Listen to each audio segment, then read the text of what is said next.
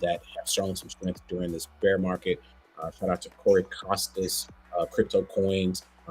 He did mention that that was one of the 4 coins that he holds at this moment.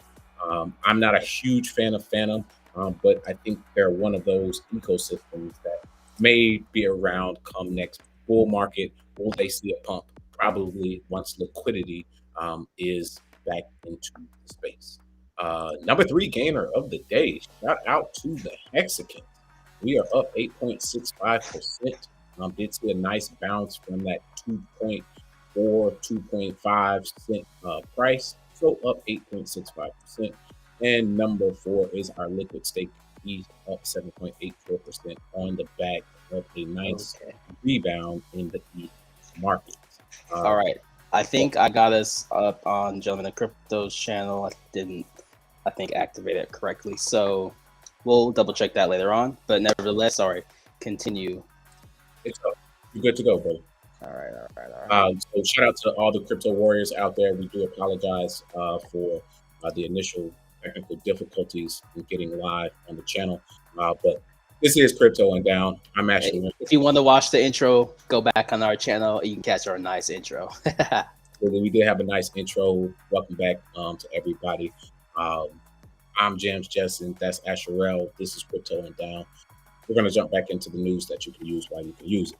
All right. So global market cap up 3.79% in 24 hours, trading at $887 billion worth of crypto today.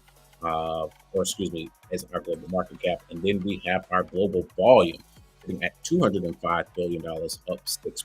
Now let's talk about that Bitcoin price. We talked about it a bit yesterday in a fairly lengthy market recap. I want to make sure that we do retouch on some of those points. So Bitcoin traded today at $16,888, up 3.9%. And I want to look over the last week, the last month, the last year of Bitcoin. So over the past 7 days, we're trading basically even at 1%. But over the past 30 days, Bitcoin down 17.5%. Much of that downturn over the past 30 days, which covers the month of November, is due to FTX contagion. There's nothing that has changed in the Bitcoin code. There has been no hacks of Bitcoin. So fundamentally and technologically, Bitcoin still functions as it did. One of the most poignant tweets that I saw is probably one of the most simplest tweets that I've seen. 1 Bitcoin still equals 1 Bitcoin. So although you're down 66% over the past year, the technology continues to function as expected. We just want to see more strength in the overall global macroeconomic scale as a whole before we can begin to get out of this bear market. Shout out to some of the warriors out there. Nicholas Webb, Nerd Up, Sergeant Crypto. He says, what, BTC isn't broken? Absolutely not. It is still functioning as designed. Nicholas Webb says, all these recent issues have been errors of people plus morals, not blockchain technology. I could not agree more. Our figureheads have proven to us that not only do we not need them in this space, but they actually create a negative externality, and that is the point of contagion. Hey, I know it's not FBF Friday, but I'm gonna have to call in because I want to know from the Bitcoin maxis what they have to say about some of the lead developers who are working on the CBDC, also still contributing to Bitcoin. So I want to know what their thoughts on that, and if there are any concerns in that regard. So I'm gonna have to say that for Friday, but continue. I'd love to hear that conversation and debate. I think that'll be a good conversation between Bitcoin Zay, King Blessed, and yourself. But going to move on to the second coin in the market. Of course, Ethereum is still number 2 on the block, trading at $1,270, up 7% from its recent bottom, down 20% over 30 days, but 70% over the past year. So down significantly more than Bitcoin. Looking over the past year has not outperformed Bitcoin in this bear market.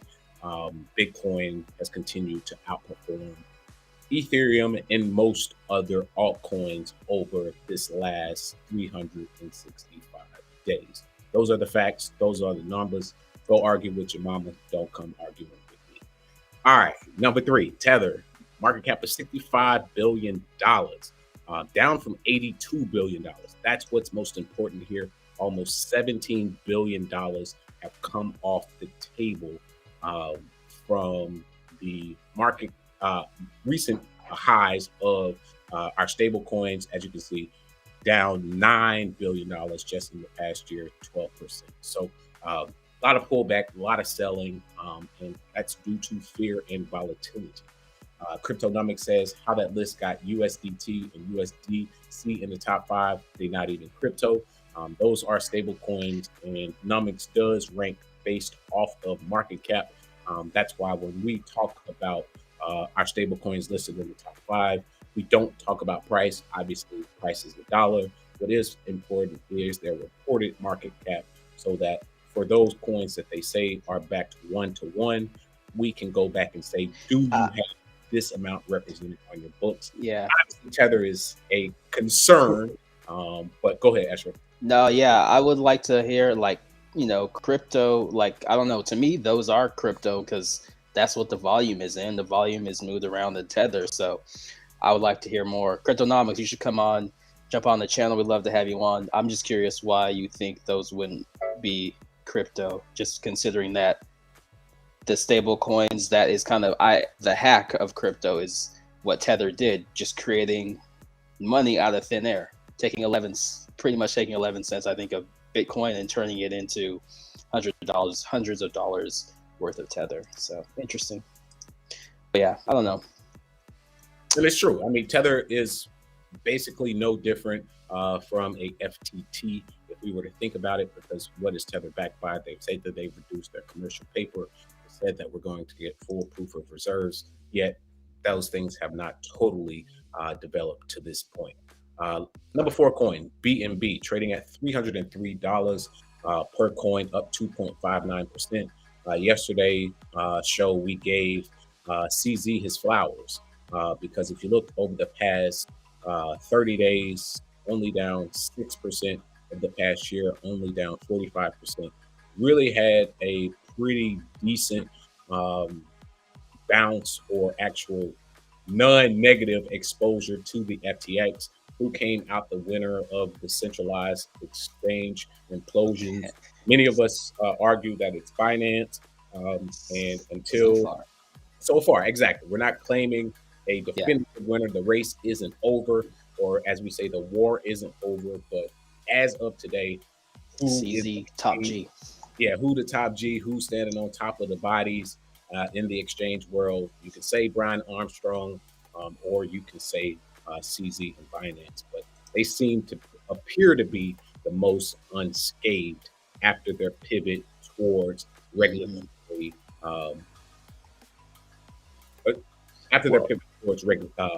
Regulation. Yeah. It's interesting. USDC, just if we want to take a look at the volume, I know you're going to talk about the market cap, but compare that to BUSD, Binance's own. They're doing a lot more volume, about 3 times as much compared to USDC. And much of that is related to Binance ecosystem, the exchange itself. I mean, if you're trading in the Binance exchange, most of those pairs are BUSD pairs. That's where a lot of that volume will arise. But I think that's a very poignant point that there's almost 3 times the amount of volume in the BUSD pairs than in the USDC pairs. So great insight there on why it's important not to just ignore the stable coins, because that does indicate activity in exchanges as well. XRP, big news today in XRP, trading at 40 cents, up 5.53%, is that the Coinbase wallet will no longer be interactable with the XRP blockchain. So if you are a XRP holder, get your shit off the Coinbase wallet, as ultimately Coinbase has said that XRP gotta go, which It's very interesting considering the SEC has yet to make any rulings against XRP. There were a few other coins that were included in that list from Coinbase Wallet. Some random coins, Ethereum Classic, not really sure why Ethereum Classic, and a few others. I can't remember them all, but definitely go take a look at the coins. If you are a Coinbase Wallet user, the coins that will no longer be allowed to be held or traded in that wallet. So Dogecoin in the number 8 spot, trading at 10 cents, up 6% today, up 31% over the past 7 days. This is very important.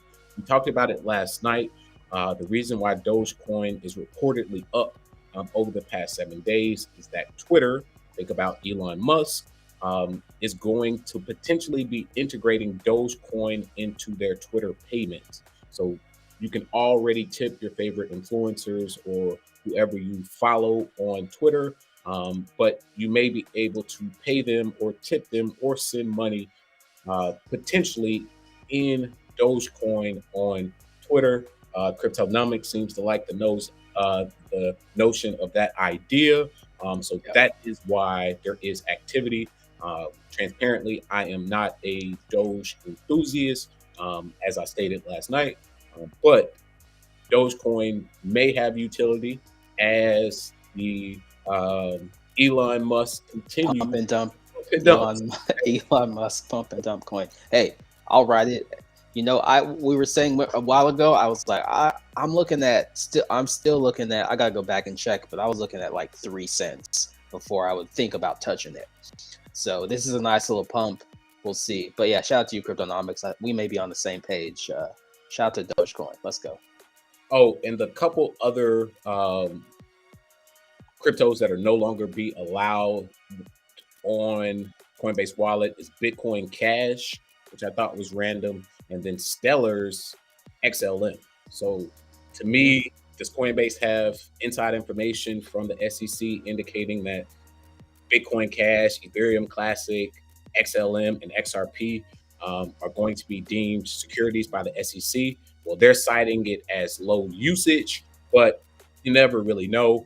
I saw a great comment just a second ago from Captain G. He says, how is XRP even still around, yo? XRP Army strong. I mean, XRP is really one of those community coins. It's one of those that position themselves as the banker's coin, the ones that was going to get the institutional guys involved. Hey, you know about how much of the XRP was sold on market or retail. You know about the SEC investigation. We haven't gotten any answers. Is it a great technology? Have we gotten our Flare tokens yet? Hell, half of these exchanges that went bankrupt stole everybody's Flare tokens, because unless we actually get an airdrop, where do those damn Flare tokens from Ripple actually go? We don't know. So yes, it's okay to be critical of XRP or Ripple or Brad Garlinghouse and team. I think that's definitely reasonable. But Captain G, that's the answer. It's a cult following. Yeah, I remember like 2020. Shout out to Chicago blockchain bully. Every time he'd be given, doing some technical analysis or dropping some gems, people would be in the chat, "Yo, XRP." And he'd be like, "Hey, man, y'all need to get on out of here." So yeah, our XRP, they definitely had a certain demographic they were going in, and the XRP army was strong at least a couple of years ago. Don't see them much anymore, but they probably all went to the NFTs or probably on Algorand or something. No, that's the new Cardano army. But XRP truly, just think about like 2018. Think about 2017, 2018. I remember buying my first XRP at 25 cents. It's been transparent. And here we are, 5 years later, and it's sitting at 40 cents. Yeah, technically, I guess I would still be in profit if I held them. And at that time, you had to hold, I believe, 20 XRP in a wallet anyway to activate the wallet. And I still may have wallets with like 10 XRP in it. Cryptonomics says XRP and Ripple not even the same thing. Of course, they're not interchangeable. We're just using them For comparison, Ripple Labs is the same as the Ethereum Foundation or the Bitcoin Foundation, can be thought of as a theoretical conversational comparison, but XRP is actually a token on a blockchain or a actual consensus network itself. So definitely not arguing semantics at this point, but going to continue through our review of the market today. Polygon Matic trading at 80. Oh, excuse me, I jumped over Cardano. My apologies, Charles Hoskinson. Let me give you your respect. In the number 9 spot, trading at 31 cents, down 21% over the past 30 days, down 77%, up 3% on the day though. What we stated yesterday about Cardano still holds true to me today, is that although Charles Hoskinson may not get all the big articles, he may not be on the front of Time, he may not be on Yahoo Finance every day, you may not see him trending on Twitter. I actually do, or have grown to respect the academic approach of the Cardano team. I love that they are putting the technology and the work first.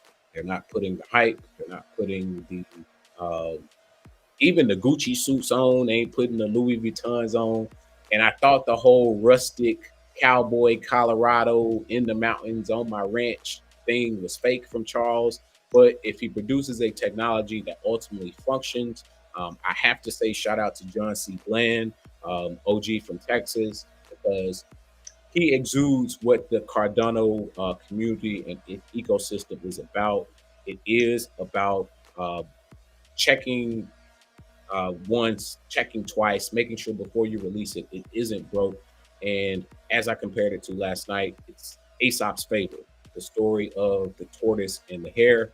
We have seen many hares burn out, i.e. or e.g. Terra Luna, e.g.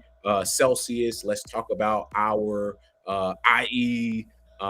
Voyagers. We've seen many of these centralized entities fail while Cardano continues to function as expected, had a successful Bastille Fort. So no hate from me on Cardano today. One of those, I will say, blue chip cryptos that will be here come the next bull market. A strong statement to make, but I don't see a way I could be wrong in this present moment.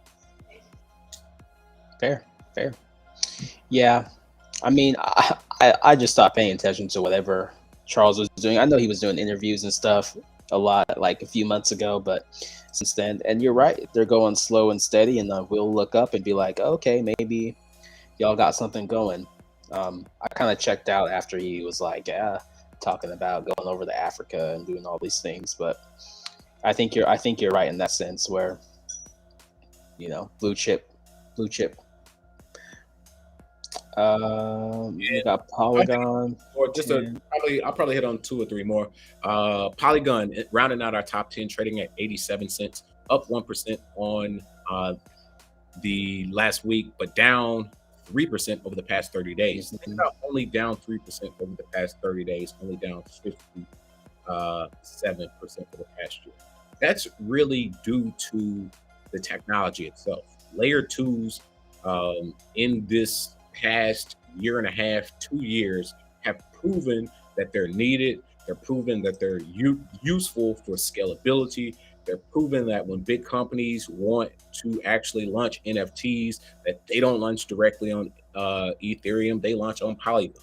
And so lower fees seems to be what these big corporate institutions are looking for. So when we talk about our blue chips for the future, I don't see how you exclude Matic and Polygon, as that's another one that, although people may not support it, may not like it, I don't see it going anywhere. Cryptonomics says Cardano down 90% from all-time highs. I remember when it first launched, made some good money, but it's dead. Many people do argue it's a dead chain. However, from my perspective, I think development continues to happen, and maybe the excitement of retail frenzy has left, but that's FOMO. That's what happens. I am encouraged that they didn't stop working once the FOMO left, like many of the thousands of other projects across this space. I haven't heard anything new about Shiba Inu. So it's like it's who keeps working after the cameras turn off? Who keeps working when retail investors are no longer interested, when they're down 90%? Who is still releasing forks in the heart of the bear market? Charles Hoskinson and the Cardano team. So to me, those are the things I like to see is staying active even when people aren't looking. To me, that's accountability. That shows that you're not here for the glory, the fame, but you're actually here to make a difference.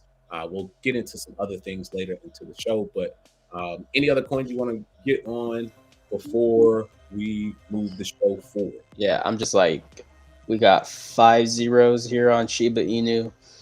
I'm just like, man, I just need these bags to be pumped up. But I guess we gotta wait a few more years. Yeah, no other coins really to get into. Solana, that one's down 92% in the past year, down in the past day 3.6%, sitting at $13.90. The past month, it's been down $18.73, down 57.39%.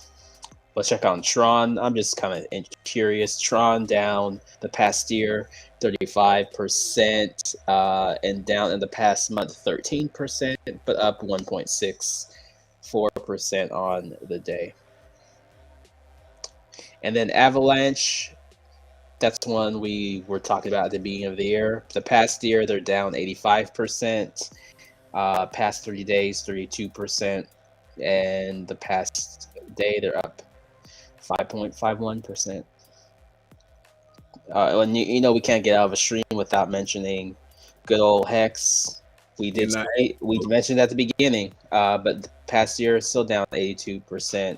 The past month down 34%, but up 10% the past 24 hours. The bottom is near, I believe, my last appearance on FBF. On the Gentleman of Crypto, talking with Bitcoin today, and King Bless. I said I thought the bottom somewhere around 2.5 to 3 cents. Looks like we did bounce off that 2.4 cent range, but that does not mean we cannot go lower. We aren't in a bull market. There isn't rampant liquidity being pumped into the market. Interest rates have been risen or rose, I'm not sure at this point, 6 times in a row by the Federal Reserve. We still have inflation that is rampant in our streets. We still have energy problems across the world. We still have wars in Ukraine, wars in Yemen, wars in Syria. We still have these protests in China. We have these protests in Iran. We have this war supposedly that they're starting in Somalia. So all of these things create uncertainty, doubt. The more fear we have in these markets, the more suppressed we will see our prices until we reach a more healthy state in society at large. Our risk off assets, such as crypto, will continue to see a downward price action, but it be encouraged. The largest portion of venture capital investment through this year in 2022 has been crypto.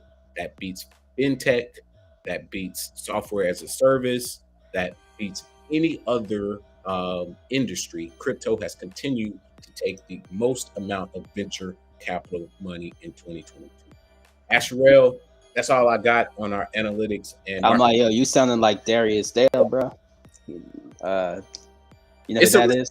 Outside, man. Hey, man. Akon and Young G's. You know, G. You know Darius. No, I don't know Darius. Oh man, he's on Real Vision sometimes, or with Raul Powell. He's just one of them financial guys who knows his stuff. But yeah, just the way you were talking right there, I'm like, yo, Darius needs to hire you, man. Like, dropping some analysis. But check him out because he'll break down like what the Fed's doing and some of that stuff. It just goes over my head. But talking about like people who are managing other people's money, kind of what are the fundamentals things that you should be looking at as far as trends, and looking at what the Fed's doing and how to best do that. I think I forget what his company name is. It may be 20. If y'all know, I'll have to take a look on Twitter. But yeah, Darius Dale, he always has some good insight. Oh, also a little segue here before we get into our top stories, because you were just mentioning investments, and I wanted to show this article from Zero Hedge was showing some of the top pension, or hell, let me pull that up. Here we go. These are some of the government pension investment funds in the world. Just taking a look here from Japan to the Netherlands to the US, just how many assets they have from the trillions to the billions. But Japan, Norway, South Korea, US, federal retirement thrift. That was just something I saw from this article on Zero Edge. That was interesting to share real fast. And I think this is a very, very great point. Many people overlooked this when it came to the FTX contagion and collapse, was that one of the Canadian teachers' pension had invested millions of dollars into FTX and ultimately lost that money. So when we look at these $1.7 trillion for the Japanese government pension investment fund, or let's bring it to the United States so it's actually, makes sense to us. The Georgia teachers have 100 billion. The Oregon public employees have 100 billion. The Ohio State teachers have 95 billion. So when we think about some of the most powerful entities in America or in politics or in finances, we have to think about the Virginia retirement systems, the Raytheons. Oh, wait, the LA County Employees Pension Fund has just as much money as Wells Fargo and Verizon. You damn right. The Illinois teachers does as well. So if they're risk off in these moments, that means there aren't going to be any risky investments into FTX. There aren't going to be any risky investments into many of these cryptocurrencies, because a lot of the wealth that is being managed inside of these funds are going into treasuries, which means they are going into safe risk off assets that are backed by the US of A. And at this point, we have to be careful and make sure that we don't get caught with our pants down, because Canada, the Canadian pension fund teachers is an example of what will happen. And those guys that we just showed you aren't going to get caught in that situation. So look for your commodities to be a strong point over the next 6 to 12 months, and also look at a lot of your treasuries to be a safe yield, a safe place for them to find yield, as they will not be chasing many of these fintech and software as a service and other healthcare industries during this time. Yeah, this is what I was talking about. Darius Dale over at 42 Macro. What's up, Darius? Yeah, man. Hey, man, get me on the show, Darius. What's up, bro? Yeah, man. I just discovered him a few months ago, but yeah, he knows his stuff. At least at least he sounds like it. I don't know. But hey, man. He sounds like he knows this shit. Hey. I wouldn't doubt it. At this point, as long as you not Sam Bankman-Fried, you can't be that bad. like at this point, the only person worse than Sam Bankman-Fried is Bernie Madoff. But Bernie Madoff, at least we get to say he was old and senile. What the hell we gonna say about Sammy Bankman-Fried? They're gonna say he is autistic and he didn't know any better. I ain't even doing it. That's a real problem in our society, and there are dear loved ones who suffer from those things. And so, to me, that's not really a joking matter. So I'm serious. I'm being serious. I mean, that's the card they're gonna play. And that's the part that I don't like. I know you being serious, and they'll do that shit just to kind of deflect and spin off the attention. But the real story is, man, what's the top news story of the day?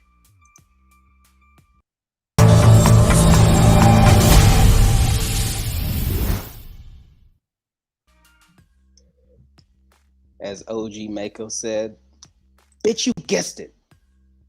You was motherfucking right. Let's go.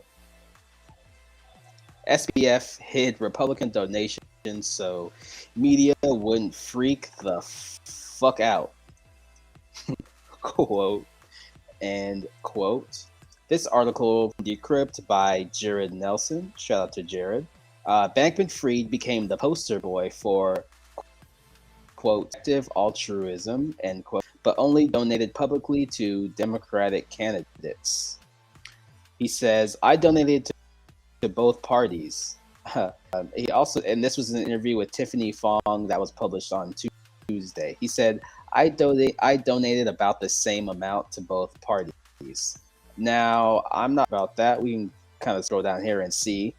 Since the FTX launch in 2019, he has openly supported Democratic candidates. In 2020, Bankman-Fried was one of the largest donors to the campaign of now President Joe Biden, Jim Crow Joe, with 5,220,000 from FTX US and 6,242,800 from Alameda Search. He says, quote, all my Republican donations were dark. Bankman-Fried said citing the Citizens United Supreme Court case. In practice, no one can fathom the idea that someone actually gave dark, quote, money, he said. Wow. So according to the political finance tracking websites, Open Secrets, dark money refers to spending meant to influence political outcomes where the source of the money is not disclosed. Wow. Bankman-Fried says he donated dark money to avoid public scrutiny and have reporters, quote, freak the fuck out if he donate to Republicans, calling them super liberal and saying he didn't want to have that fight. Bankman-Fried also said that he gave in the primaries because that is where they're good candidates versus bad candidates, unlike in the general election. Well. I'm hiding out in my penthouse down in the Bahamas, drinking my highs and popping Adderalls. Bankman-Fried has an interview with Tiffany Fong. If you follow her on Twitter, she's often trolling, but a pretty prominent figure when it comes to media today in the crypto space. Got Sam Bankman-Fried online for an interview. She was able to record the audio. The link is posted in this article, so you can listen to the full interview between Tiffany Fong and SBF. And in this, he admits that, yes, I did donate dark money to the Republican Party, and I also gave openly to the Democrats because reporters would freak out if I donated to the Republicans because they're super liberal. Either he is a two-faced, he Charleston White, or he full of shit. I'm going with the third one. He's full of shit because you just got caught with your pants down, man. My actual reason for thinking this is, since when is dark money not the same as Mind the Gap, the political action committee that was founded by his mother and Stanford? All of those donations are open record. And there was no money being funneled from Mind the Gap to the Republicans. So unless he was doing some illegal activities and he is just openly admitting on audio to Tiffany Fong for committing more federal crimes and nobody's going to lock him up, he's full of shit. Or he Charleston White. Hey, that's the only explanation. He also says He also addressed rumors that he helped Ukraine launder funds for the Democrat Party, an accusation that factcheck.org, a nonpartisan nonprofit for voters, calls false. Quote, there is no evidence to support the claim that Ukraine invested in or gave money to FTX, the group said in an article debunking the conspiracy theory. Oh, well, you know something about us here at Crypto and Down. We like to do our research. We like to make sure we come with the facts. We want to make sure that before we report the news that the people can use, they have the facts. So, mind the gap. People out there, the crypto rascals, the crypto warriors, the name of the political action committee that you need to research is Mind the Gap. It was co-founded in Stanford, California, just so happened to be the same location where Sammy Bankman-Fried's parents are professors at Stanford Law. And the treasurer just happens to be Mr. Graham Gottlieb of the Center for Advanced Study in the Behavioral Sciences. So follow the money. Don't believe the hype. Don't believe the BS. Also, remember that's Mr. Gottlieb there from the Center for Advanced Study in the Behavioral Sciences. He is the treasurer. In the 2001-2002 cycle, he raised $3.9 million and spent $2.2 million. He had $220,000 on hand and ended up with $1.8 million. Date of last report, October 19, 2022. Oh, and for y'all checking out, here is, I didn't pull this up earlier, but so we can see Mind the Gap profile, man, the guy from opensecrets.com, or sorry, opensecrets.org. You can check out and see spending by election cycles starting in 2018. The blue is total raised. Total spent would be in, my glasses say, oh, sorry, that's green and orange, yellow. Absolutely. Absolutely. I just think it's important that people don't fall for the idea or concept that this is dark money, that no, you need to follow the money in politics. You need to actually look at these donors. You need to know for a fact who these people are. Just going to show you one last thing before we go to our next story. When people want to know, hey, who is behind Sammy Bankman-Fried and this damn scam? Who was supporting the Democratic Party and these actual problems that we're seeing? If you scroll down this list, you're going to find some very, very interesting things that I just, happened to stumble upon as I was researching Mind the Gap, the political action committee founded by Barbara Fried, SBF's mom. Don't call me Yeezy, don't call me Ye.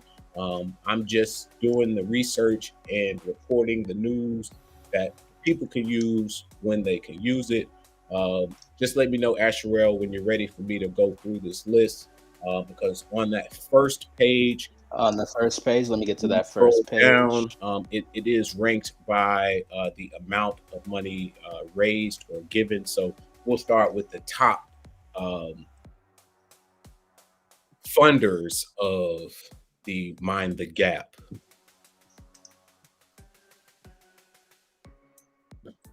Okay, my bad. There we go. All right. So if you'll scroll down, I can't remember if it's second to last or last. Starts about $50,000. As you can see, $50,000 was what was given. Woo! Stop.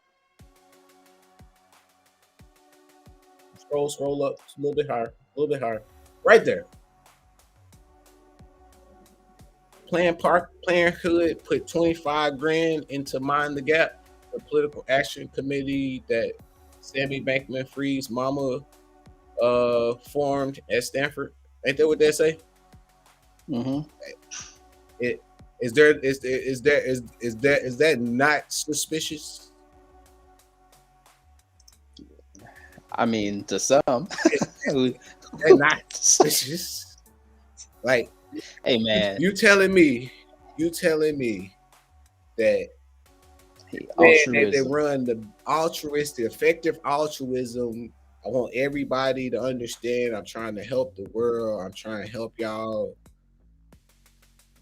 Who ran a $1 billion scam?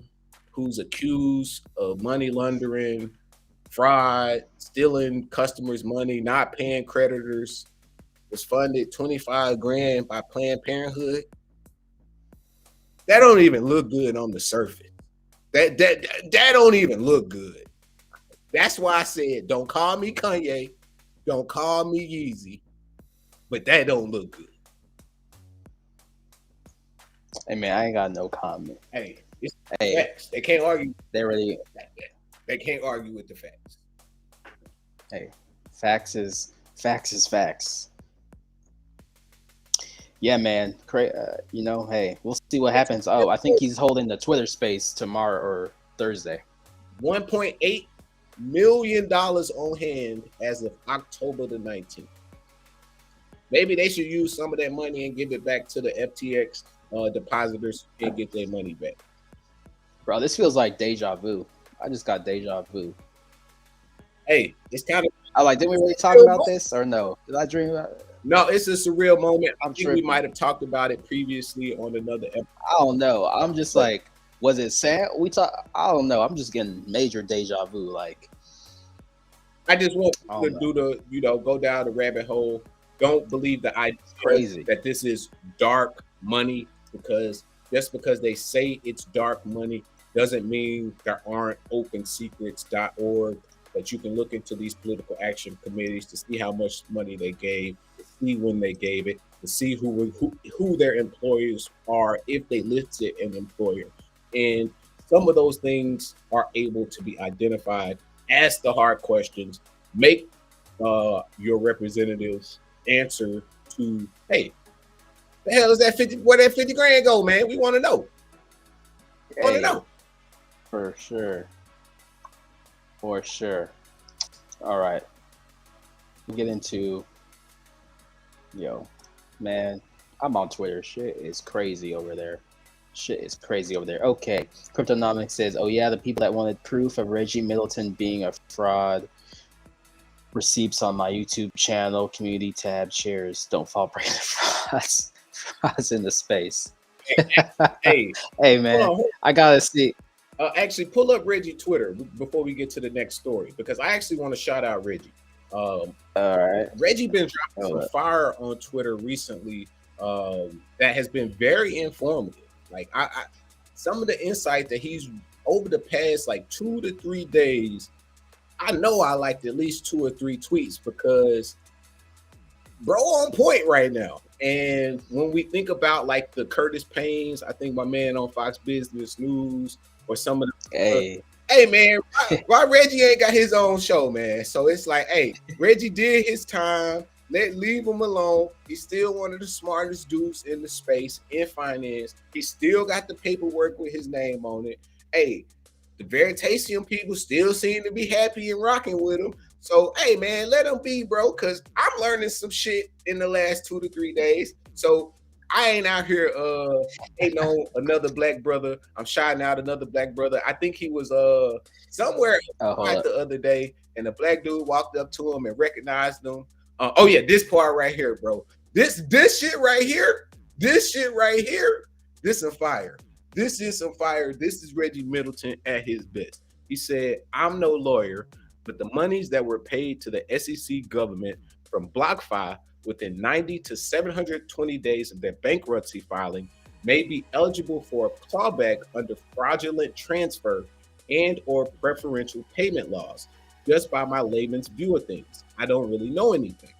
And in that first graphic, he basically takes you through a flow chart that explains that the SEC settled with BlockFi and claimed a $30 million settlement. So they should have to fall in line just like any other creditor that is owed by BlockFi. The SEC cannot sue BlockFi, get preferential treatment, get their $30 million, and then everybody else just left fucking holding the bag.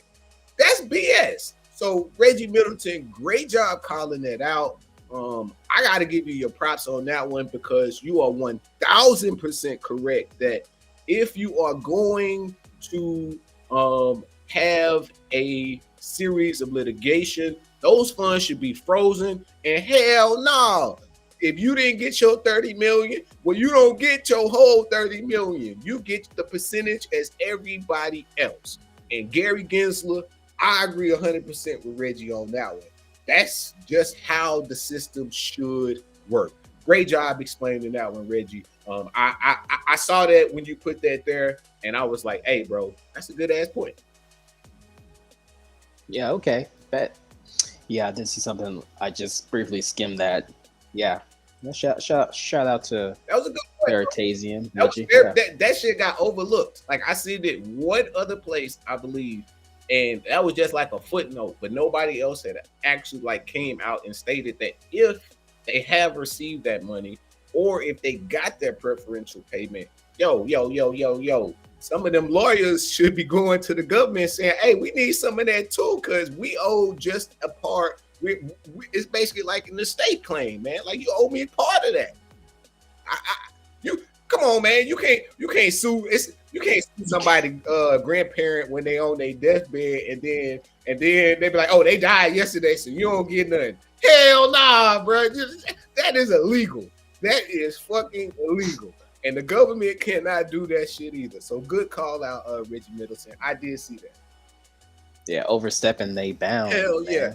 Hey, that's regulation by enforcement, and that's also called stealing, civil asset forfeiture. Y'all just robbing people before they crash. That's crazy. Straight up, bro. Like, yo, give me the loot. Hey, let me get my piece before you go down, and then when you go down, fuck everybody else. Nah, you can't. Hey. You can't do that. That's not fair, and I agree on that. All right, let's hit this one story, then we'll get into a little down. Let's do it. Yo, bro. So we haven't heard from ET. I mean, Vitalik Buterin. I like that. Hey, that was funny, man. We're gonna have to. That was good, bro. That was good. Oh man, shit! I'm cracking myself up. All right. Ethereum founder Vitalik Buterin calls governance token speculation, quote, pathological. Yeah.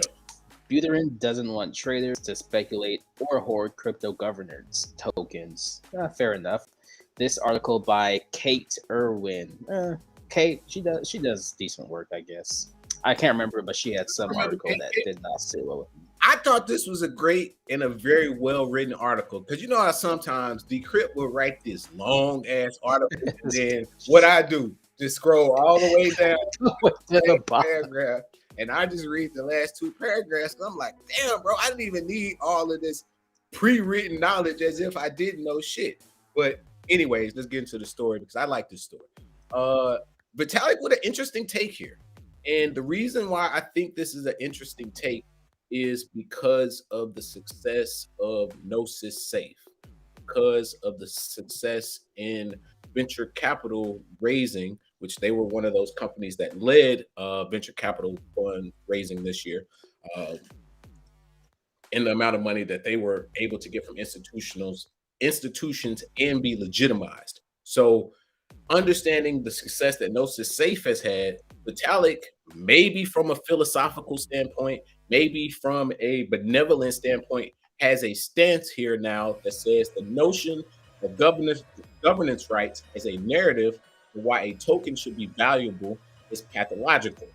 You're literally saying, I'm buying X because later on someone might buy it from me, and a bunch of other people twist the protocol toward their special interest. You talking out both sides of your mouth, Vitalik, Didn't you just move the Ethereum blockchain from proof of work to proof of stake?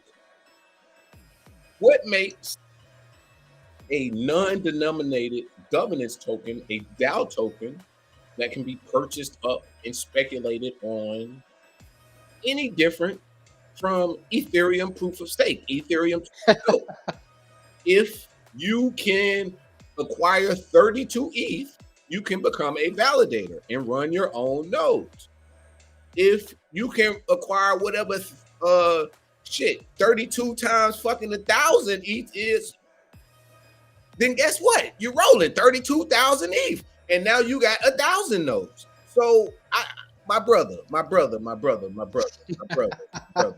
How you gonna sit here and come back and say no to the DAOs, no to the governance rights because of people actually giving power back? Because you're doing the same damn thing. If you didn't want special interests to be able to have influence over the decisions within the blockchain or the consensus or burns or slashes, then damn, you should have stayed as a centralized entity and never stepped into crypto. So we hear you, Vitalik, talking out of both sides of your neck, and this is one of the first times where I gotta call you out and say bullshit. Talking out both sides of your spindly neck, boy. Hey, man, he says it's a move that goes against the principle of decentralization. Didn't you just emerge damn a month ago? Like we gonna like 2 months? Like, bro, we ain't forgot. Like, what we just get hit over the side of the head and just forget that? Hey, man, we just had a merge 2 months ago. It's ridiculous. Yo, yeah, man, that was a great take, man. Yo, I'm just saying. And I mean, I don't have anything else to add. Me, he got to be hating on the Gnosis safe. That's the only reason, because it's like I don't know, man. To me, I was like, come on, bro. We've been on your side all year. You gonna get out of 22 mostly unscathed. You know, you got the people. No, bro. Go back to them furry friends and see exactly. I was gonna say. You was doing good. We weren't even talking about the Shiba Inus and nothing no more. We was doing good, and then here you come. Don't want to give no power back to the people, huh? Oh, cause it's special interest. Well, shit, we need some too. Like, goddamn, bro. Decent. Oh man, that's funny. Yeah, I mean, hey, he's a wizard. You know, he's a smart guy. He did something that made people a lot of money, also lost people a lot of money, but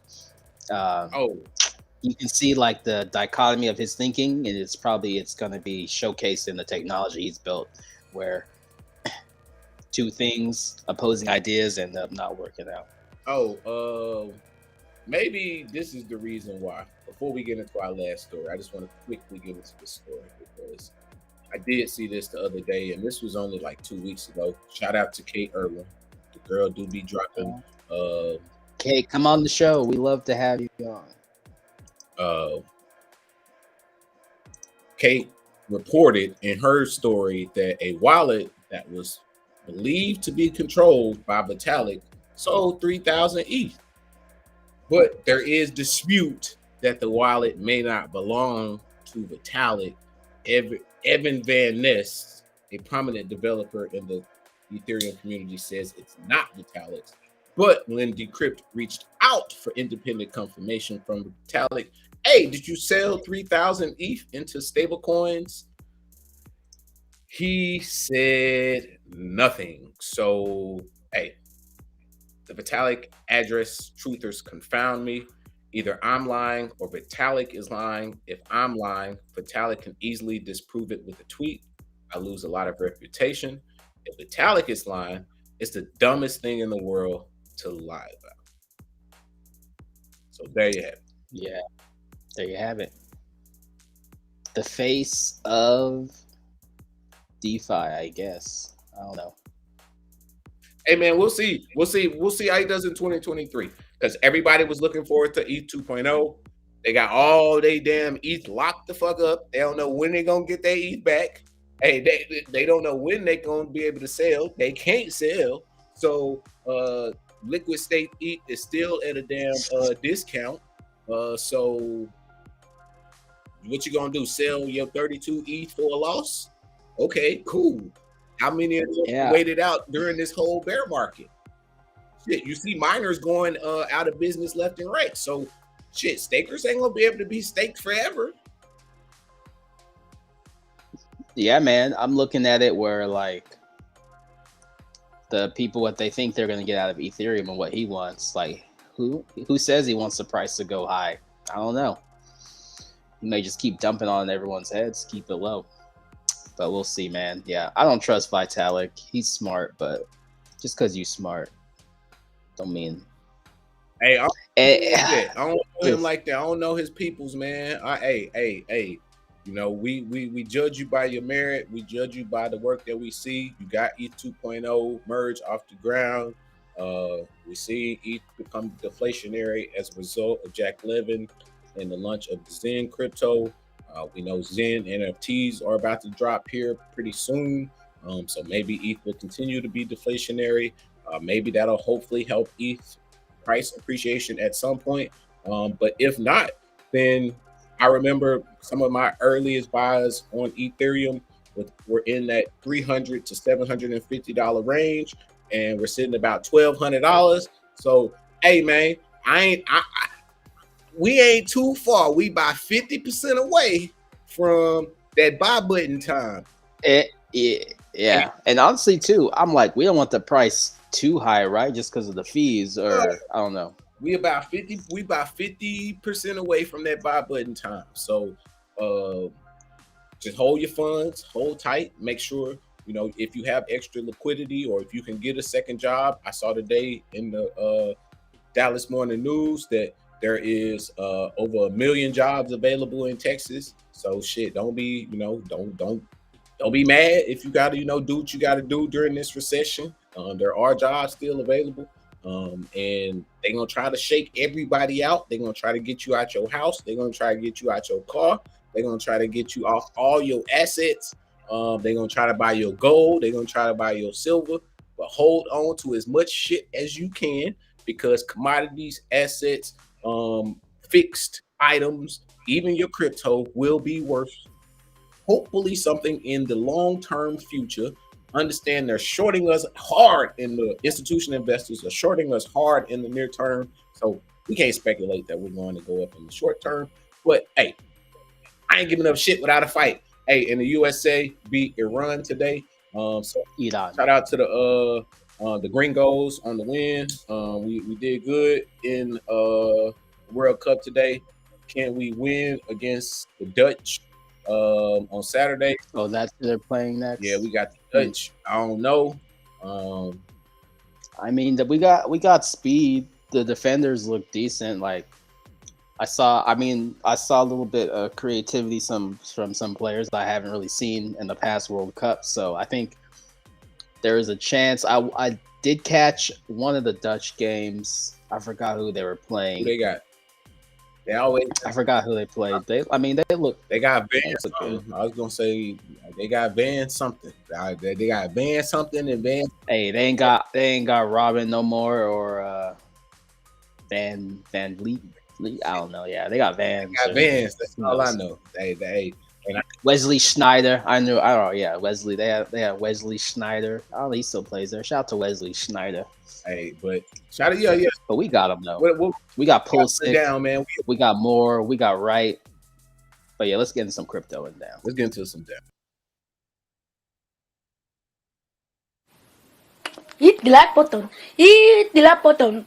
2,000 likes. 3,000 likes. Hit the like button. Hit the like button. I know you like watching. Hit the like button. Hit the like button.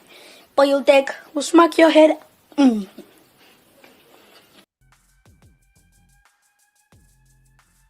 Well, looky here. Former White House disinformation czar Nina Jankowicz registered as foreign agent. Wow. She's briefly served as Joe Biden's Disinformation czar, has registered as a foreign agent of a non-profit organization based in the United Kingdom. I'm saying, man, don't trust the UK now. Don't trust the UK. I just thought this was an interesting story. Um, the name of the foreign principal is listed as the Center for Information Resilience from the United Kingdom. The nonprofit is funded and directed by Adam Rutland, a UK citizen, and Ross Berkeley, a dual UK-US national. The entity is financed by a foreign government, foreign political party, or either or other foreign principal, the document shows. It receives grants from the UK government, including the Foreign, Commonwealth, and Development offices. So I just thought that was interesting. We've got, spies abound. Wasn't she the one that said Hunter Biden laptop didn't exist? I'm pretty sure she was. People can fact There you go. on that. The face of a No, but whatever. actually, Spy, whatever. Yeah. She said something like something crazy. I actually don't need fact checking on that because I'm almost positive that she was behind the discrediting of the initial reporting on the Hunter Biden laptop. She was saying some wild stuff like she was like ready to throw anybody in jail, like we need to monitor everything. She said some crazy, like wild stuff about because everybody Americans. I'm like, this is who I guess this is who's running the show. We got foreign agents, we got Wicks and people from the UK abound. Yeah, but I mean, she's just supposed to be like a disinformation expert, and people forget that just a few years ago, we had the whole Cambridge Analytica thing going on.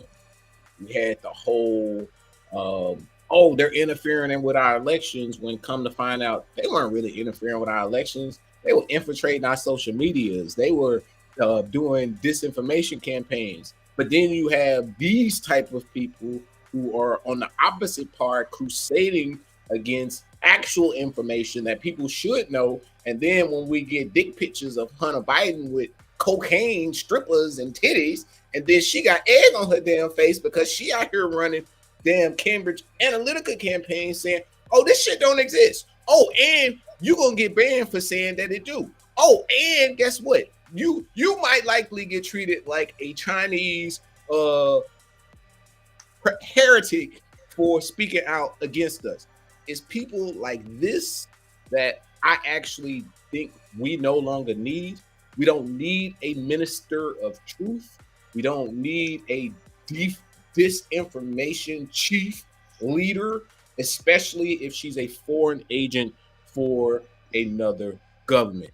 Hell to the no. This ain't China, and I ain't signing up. Well said, sir. I couldn't agree more. I'm just looking here, seeing if anything's trending on the interwebs on Elon Musk's Twitter. But yeah, shout out, we got the W today, USA World Cup. What's going on in the news, sports? It's pretty dead. I think we covered mostly everything. I'm gonna scroll through like we did yesterday. Let's go through. Zero Edge, always good. A good source just to see what are the tantalizing headlines, what's coming down the pike. It's just a good way to, I think, in my opinion, to get a good sense of what's going on in the world. Bro, excuse me. The title of this lady's book is How to Lose the Information War. So she's an expert on understanding and applying Russian propaganda. And she's now she's Bryn Mawr. This is ridiculous. I'm done. I'm going down a rabbit hole I don't want to go down. I'm actually just finding things that I don't want to find out. So Cryptonomics says you say that as if you trust the U.S. government. Absolutely. Let's not We ain't gonna go there. Jack Fever says, "What up, y'all?" Of course, yeah. He says, "What up, y'all? Did y'all Trust our government. TH, ETC, XRP, LM being removed from Coinbase wallet?" Yes, sir. We certainly did. We basically said that sounds really fishy, man.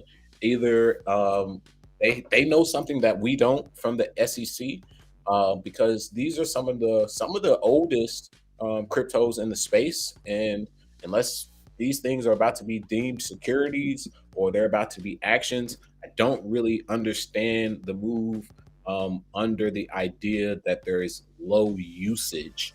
Low usage. Come on, bro. This is supposed to be your decentralized wallet. This is supposed to be your version of the Trust Wallet. Another win for CZ in my book. Trust Wallet has been up a number of percent over the last 30 days, as we talked about yesterday. But yeah, Jake Bieber, we did talk on that, and interesting yet fishy move by Coinbase for sure. I mean, Man, yo, I initially bought my first XLM around 5 to 7 cents, and you know, I don't see it going anywhere. You don't need Coinbase Wallet to get Stellar at all. You can utilize Stellar as one of the oldest cryptos that was widely available from like 2017, 2018, and on pretty much any exchange. So we don't need Coinbase for that. I agree with you, bro. yeah, some interesting stories here. Oh man, I did see Fidelity was supposed to be opening Bitcoin trading in their accounts. I didn't log. Good luck with that. I didn't log into my Fidelity account to see if it was available, so I can't actually report on that. I'll report back next week to see if I was able to get any Bitcoin inside my Fidelity account. I'll tell the Crypto Rascals and the Crypto Warriors next week if Fidelity is charging a huge spread on that activity or not. Also, shout out to the people on the East Coast. I saw that there is going to be some inclement weather coming y'all way. And a deep south too. Yeah, well, see, that is moving that way, man. So like Wednesday, okay. We got a cold front coming through here on us, but out east, and they got tornadoes potentially, straight crosswinds, lots of rain. So hunker down, do what you need to do, stay safe. Shit, Elon Musk still doing what he's doing. I'm tired of talking about him. Oh yeah, you was talking about this last night, so go and jump, tell the people about this, man. Yeah, man. If y'all just got your new iPhone, I hope you like it, because you ain't getting a new one for 5 years. I don't know about that, but it says iPhone delivery wait time surge after China factory chaos. So customers buying Apple's most premium devices in the US this year can now expect to wait as long as 37 days, according to Counterpoint Research, which monitors delivery times every year. That's far higher than the predecessor iPhone 13 Pro family and longer than the initial launch of the current generation. Delivery days are increasingly significant for iPhone 14 Pro and Pro Max models across all markets, Counterpoint analysis said. So you can see here this line right here, the darker one is a iPhone 14 Pro. That's a spike in days. COVID outbreak at Zhangzhou. So China's on lockdown. Craziness. Supply chain disruptions abound. So some interesting here. So that's about it. But yeah, that's kind of it for the down section, zero hedge. Jake Feeder says he's buying XLM. So appreciate everybody tuning in on our channel and the Gentlemen's of Crypto's channel. It is Crypto and Down, Turban Tuesday. Jams, thanks for doing the research, diving down the rabbit holes from foreign agents in the U.S. government, the White House, all the way to illicit donations from FTX to the parties laundering money through Ukraine. All the good news, bad news, we're here. The news that you can use when you can use it. Jams, you got anything to say before we get on out of here? Last words. Hey, man, it's an honor. It's a pleasure to be back with the people. It is a bear market. We understand It's not fun, but you're continuing to build a bag. You're continuing to educate yourself. You're continuing to stay informed. That's something they can't steal from you, is what's up here. Protect your top, protect your crown, protect your people. Love somebody, hug somebody, make it do what it do. We are the people. That's what we do it for. This is Crypto and Down. Peace.